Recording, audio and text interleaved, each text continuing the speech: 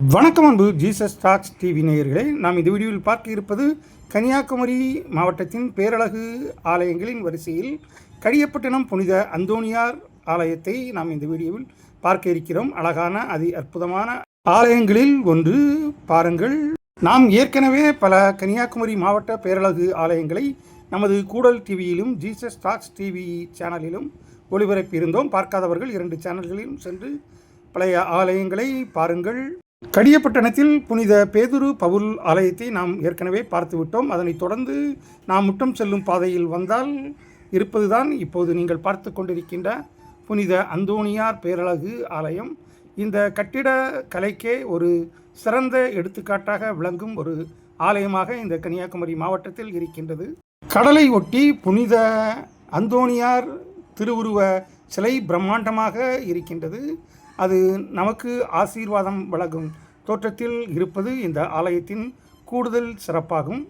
இந்த பேரழகு ஆலயம் கன்னியாகுமரி மாவட்டம் கோட்டார் மறைமாவட்டத்தின் கீழும் முட்டம் மறைவட்டத்தின் கீழும் இயங்கிக் கொண்டிருக்கின்றது. அனைத்து ஞாயிற்றுக்கிழமைகளிலும் மாலை 5:30 மணிக்கு ஜபமாலை நவநாள் திருப்பலி நடைபெறும். மற்றும் ஞாயிறு காலை திருப்பலி காலை 5:30 மணிக்கு நடைபெறுகின்றது. மாதத்தின் முதல் செவ்வாய் காலை 11 மணிக்கு ஜபமாலை நவநாள் சிறப்பு நற்கருணை ஆசீர் நடைபெற்று கொண்டிருக்கின்றது. இந்த ஆலயத்தின் திருவிழா ஒவ்வொரு ஆண்டும் ஜனவரி மாதம் கடைசியில் 13 நாட்கள் மிக சிறப்பாக நடைபெற்று வருகிறது.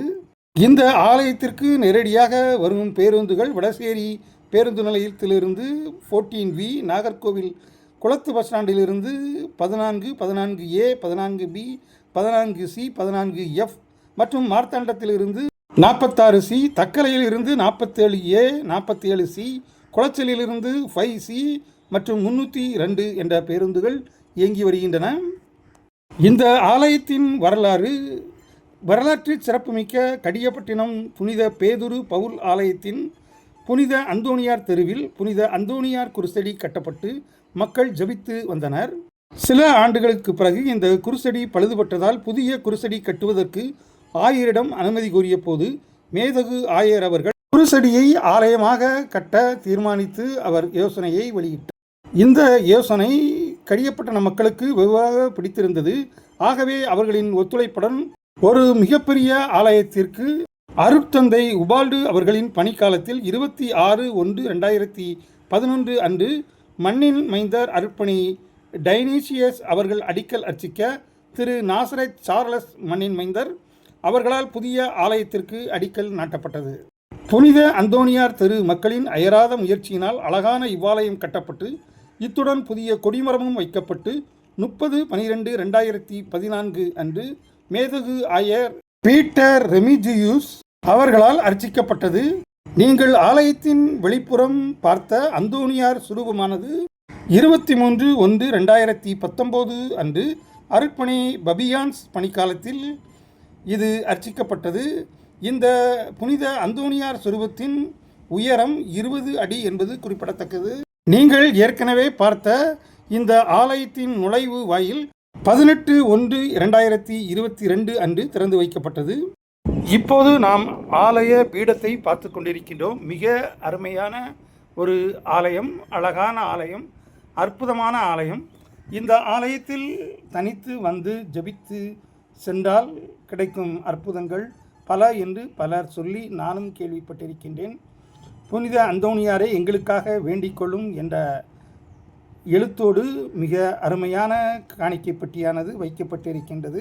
அதற்கு மேலே புனித அந்தோணியார் இருந்து கொண்டிருக்கின்றார். ஆலயத்தின் நடுநாயகமாக இயேசுவாண்டவர் சிலுவையில் அறையப்பட்ட காட்சி வைக்கப்பட்டிருக்கின்றது. ஆலய பக்கவாட்டு சுவர்களில் அனைத்து கத்தோலிக்க ஆலயங்களும் இருக்கின்ற இயேசுவின் பாடுகள், சிலுவை பாடுகளை பற்றிய ஓவியங்கள் மிகவும் தத்ரூபமாக வரையப்பட்டு அங்காங்கே வைக்கப்பட்டிருக்கின்றன. அவை அனைத்தும் மிக அழகாக இருக்கின்றன.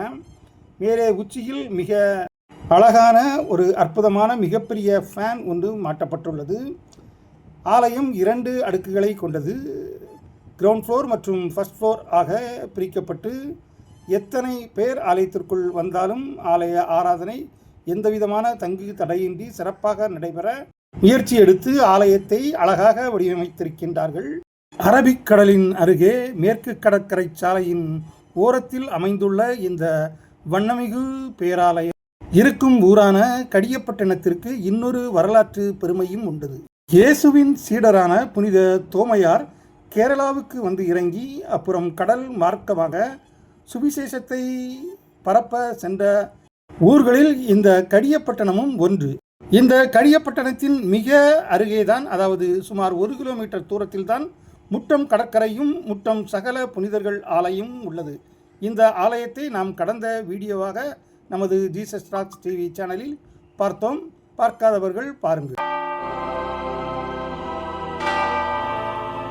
இப்புண்ணிய கஷேத்திரத்தில் மாட்சிமை தங்கிய மேலான சிம்மாசனத்தில் கிருபாசனம் கொண்டு எழுந்தருளி இருக்கிற புனித அந்தோணியாரே, பரிசுத்த தனம் விளங்கும் லீலியே, விலை மதிக்கப்படாத மாணிக்கமே, பரலோக பூலோக காவலரே, கஸ்தி துன்பப்படுகிறவர்களுக்கு பரம சஞ்சீவியானவரே, பாவிகளின் தஞ்சமே, உமது இன்பமான சந்நிதானம் தேடி வந்தோ.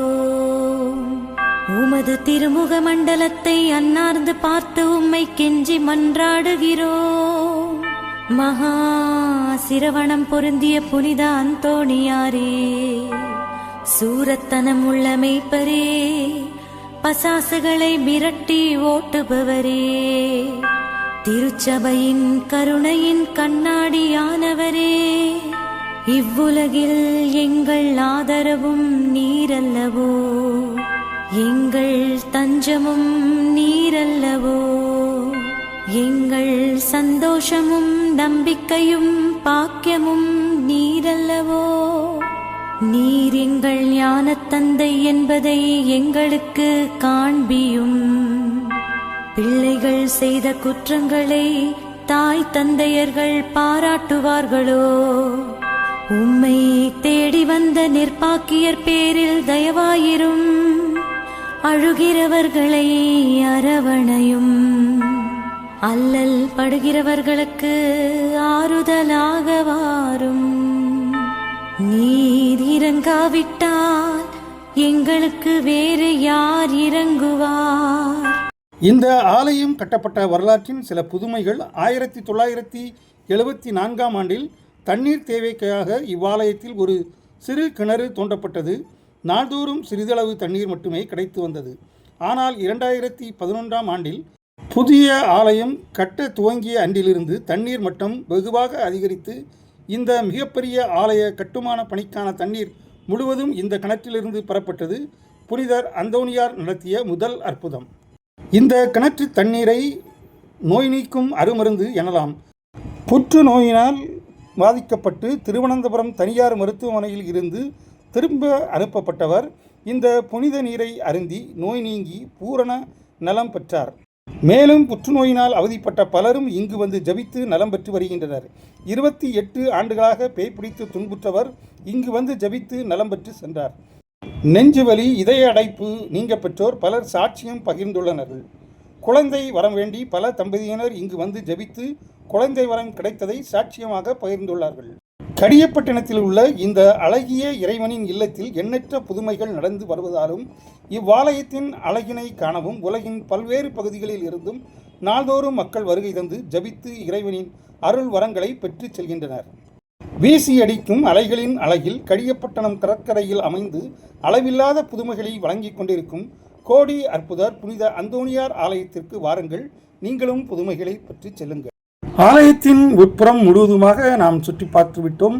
நாம் சென்ற நேரத்தில் ஆலயத்திற்குள் யாரும் இல்லை. அதாவது திங்கட்கிழமை காலை 9 மணிக்கு நாம் சென்ற நேரம். அனைவரும் பள்ளிகள், கல்லூரிகள் மற்றும் வேலைக்கு சென்று கொண்டிருக்கின்ற சமயத்தில் நாம் ஆலயத்தில் நின்று கொண்டிருக்கிறோம். இப்போது நாம் ஆலயத்தின் வெளிப்பக்கம் வந்துவிட்டோம். ஆலயத்தின் ஒருபுறம் கடலும் மற்ற 3 திசைகளிலும் கடற்கரை பட்டினமான கடியப்பட்டினத்தின் புனித அந்தோணியார் ஆலயம் அமைந்து மக்களுக்கு பல புதுமைகளை செய்து கொண்டிருக்கின்றது. என்ன நேயர்களே, இந்த கடற்கரைப்பட்டினம் கன்னியாகுமரி மாவட்டத்தின் கடியப்பட்டின புனித அந்தோணியார் ஆலயம் வீடியோ உங்களுக்கு பிடித்திருக்கும் என்று நினைக்கின்றேன். பிடித்திருந்தால் நமது ஜீசஸ் டாக்ஸ் டிவி சேனலுக்கும் சப்ஸ்கிரைப் செய்யுங்கள். மீண்டும் ஒரு அருமையான கன்னியாகுமரி அழகு ஆலயத்தில் உங்களை சந்திக்கும் வரை உங்களது அன்பு கூறி விடைபெறுவது உங்கள் அன்பு Rajesh, Jesus talks TV, Koodankulam. நன்றி, நல்வணக்கம்.